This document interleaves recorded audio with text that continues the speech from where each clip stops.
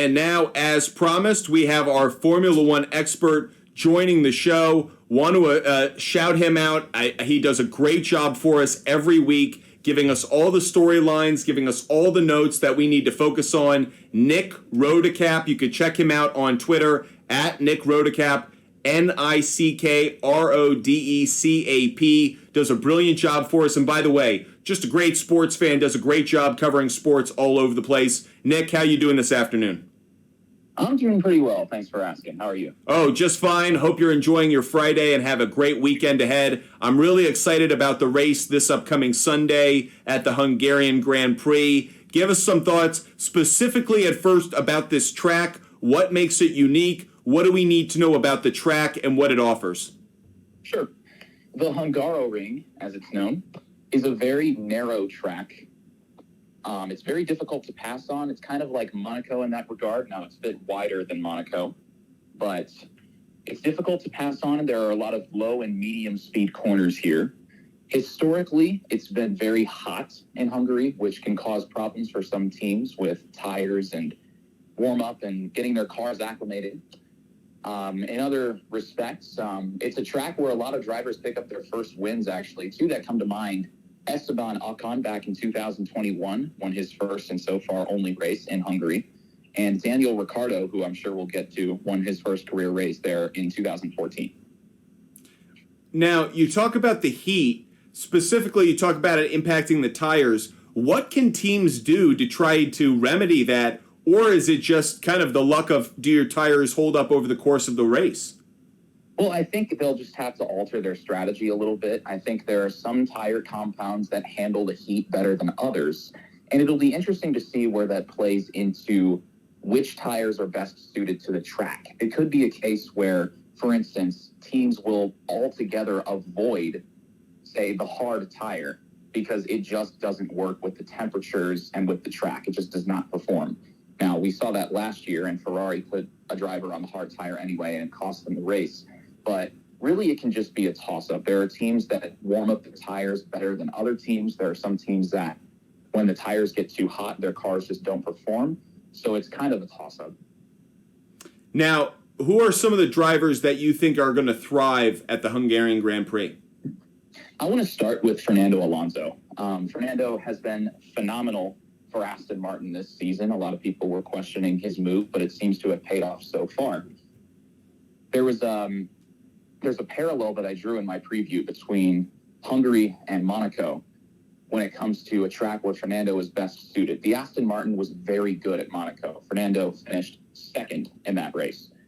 He talked about it in the press conference yesterday. He feels like this is a track that is good for him. And Fernando doesn't usually talk himself up. He's very honest. And I think that Fernando and Aston Martin, they need a rebound. I think this is the weekend that they start to pick things back up again. Give me another name that we should have our eye on, other than maybe Max Verstappen and Fernando. Sure. I think George Russell also. I haven't been very high on him lately. But if we go back to last year, qualifying was in the rain. He picked up pole position in that qualifying session in a Mercedes that really nobody thought was anywhere close to being ready to perform at a high level.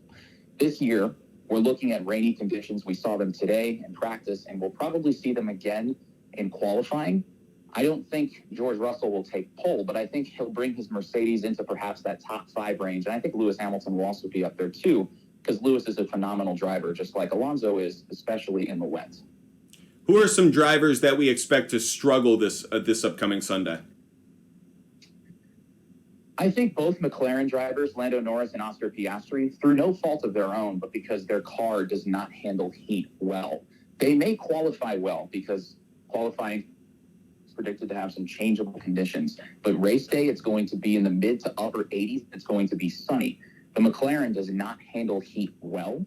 In the last 2 races in Austria and Great Britain, clouds were present on race day, the temperatures were down, and that was what allowed McLaren to have so much success. This weekend, I don't think we're going to see that when it matters, when the points are on offer, and I think McLaren's going to take a step back from the phenomenal run that they've had over the last couple weekends. Now, the question I have now for you is kind of a macro question. That is, where is the drama right now in Formula One? There is such a gap between Max and everybody else right now.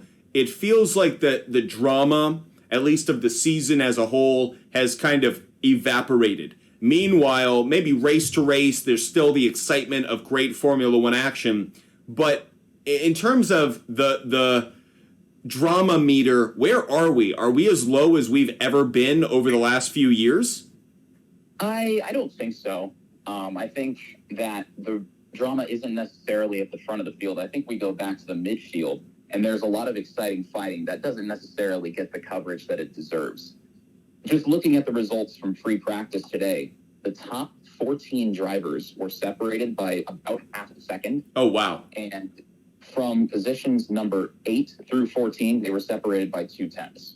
So the midfield, and I've said this off and on all year, it's very difficult to get a reading on the midfield because it's such a toss-up. There are about 4 different teams that can finish in any particular order week to week. You've got McLaren, Alpine, I would throw Ferrari in there, actually, because of how inconsistent they've been, and also Williams, more specifically Alex Albon, because he drives the wheels off his car week to week.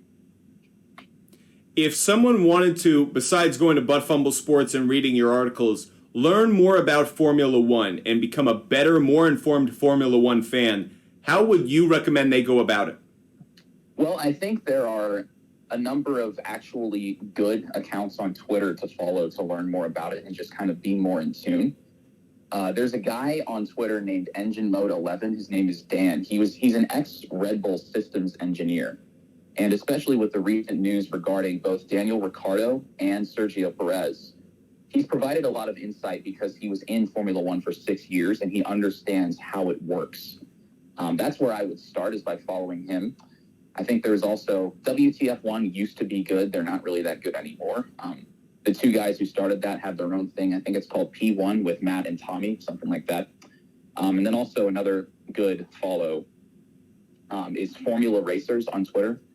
They don't necessarily offer anything on their own, but they offer an amalgamation of sources to follow the various storylines. And if you want to dive deeper, then there's always that too. You want a great follow, make sure you're following Nick, our Formula One analyst and expert, Nick Rodecap. You can find him at NickRodcap.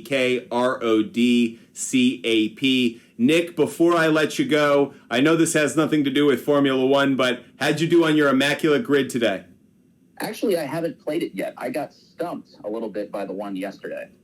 I found that anytime there isn't a former Cub on the grid, I've been stumped.